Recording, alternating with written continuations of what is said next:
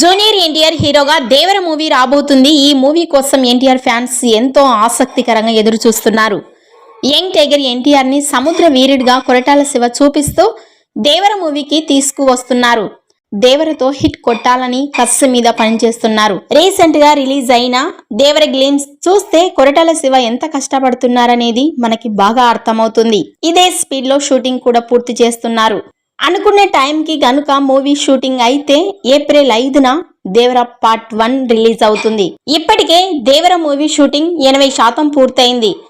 Latest గా హైదరాబాద్ లో aluminium ఫ్యాక్టరీలో లాంగ్ షెడ్యూల్ ని కూడా మొదలు పెట్టేశారు. భారీ సెట్ ని కూడా వేశారు.